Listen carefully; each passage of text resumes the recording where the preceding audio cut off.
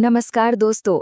आज हम एक बहुत ही काम की चीज को एकदम सिंपल तरीके से समझने वाले हैं।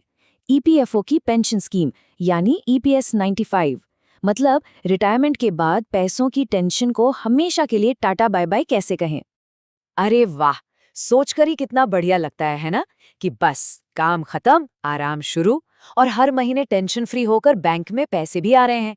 यही तो है ईपीएस 95 का असली मैजिक, जो लाखों प्राइवेट नौकरी करने वालों के लिए एक बहुत बड़ा सहारा है। तो चलो इस मैजिक को थोड़ा डिकोड करते हैं। ये है एम्प्लॉयज पेंशन स्कीम, जिसे ईपीएफओ चलाता है। होता क्या है कि जब कोई नौकरी करता है तो उसकी सैलरी से जो पीएफ कटता है ना, उसी में से एम्प्लॉयर के हिस्से का एक छोटा सा पार्ट इस पेंशन फंड में चला जाता है।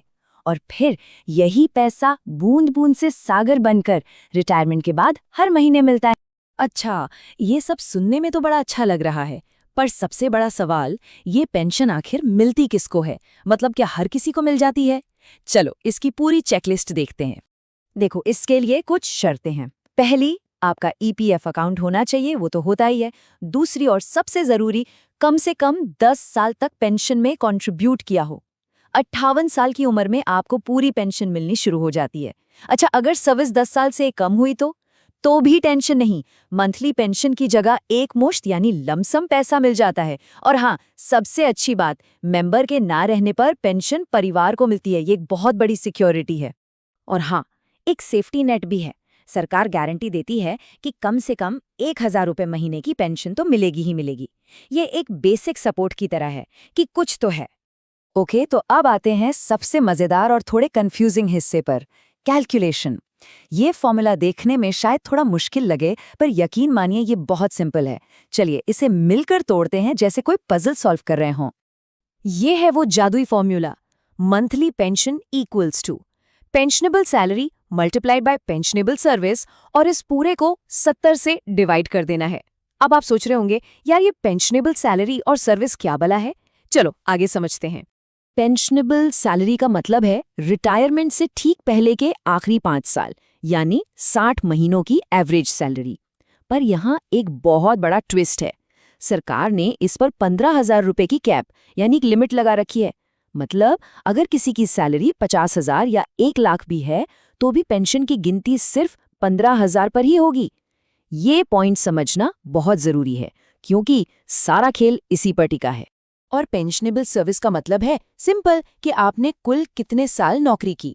और यहाँ एक सुपर बोनस भी है। अगर आपकी सर्विस 20 साल से ज्यादा है तो ईपीएफओ आपको 2 साल का बोनस देता है। अरे वाह, मतलब 20 साल काम करो और 22 साल की पेंशन पाओ। है ना कमाल की by one get one free जैसी डील। चलो, थ्योरी बहुत हो गई। अब सीधा सीधा हिसाब लगाते हैं कि असल में हाथ में कितना पैसा आएगा।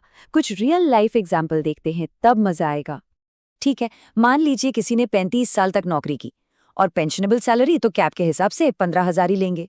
तो फॉर्मूले में डालते हैं 15,000 गुणा 35 साल और इसे 70 से डिवाइड किया तो पेंशन बनी 7,500 रुपये महीना।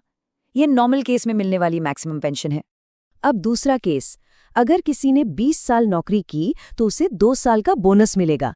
मतलब सर्विस हुई 22 साल तो पेंशन होगी 15,000 गुणा 22 डिवाइडेड बाय 70, लगभग 4,700 रुपये महीना।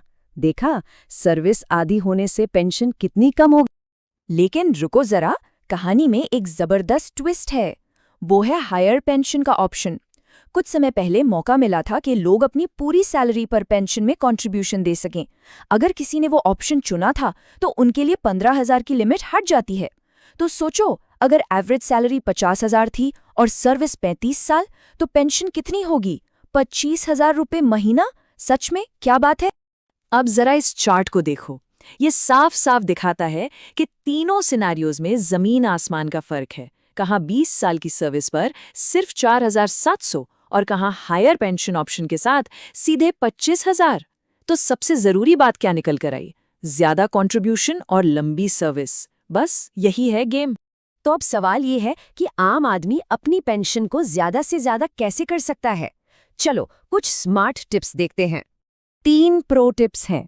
पहला, 58 साल से पहले पेंशन मत लेना, क्योंकि हर साल 4% पेंशन कम हो जाएगी। दूसरा टिप, थोड़ा स्मार्ट खेलो। अगर पैसों की जरूरत तुरंत नहीं है तो 60 साल तक इंतजार करो। इससे आपकी पेंशन हर साल 4% बढ़ जाएगी, मतलब 2 साल में 8% ज्यादा। ये तो एफडी से भी बेहतर रिटर्न हुआ। और तीसरा, epfida.gov.in पर जाकर पेंशन कैलकुलेटर जरूर यूज करो, उससे एक बहुत अच्छा अंदाजा लग जाएगा। तो इस पूरी कहानी का गोल्डन रूल या कहो मॉरल ऑफ द स्टोरी बस एक ही है। जितनी लंबी आपकी नौकरी होगी और जितना ज्यादा आपका कंट्रीब्यूशन होगा, रिटायरमेंट के बाद उतनी ही मोटी पेंशन आपके बैंक अकाउंट में आएगी। बस इतनी सी बात याद रखनी है। तो आज ही अपना ईपीएफ पासबुक चेक करें, अपने भविष्य के बारे में थोड़ा सोचें और प्लानिंग शुरू करें। तो आखिर में बस एक ही सवाल है, आपका रिटायरमेंट प्लान तैयार है?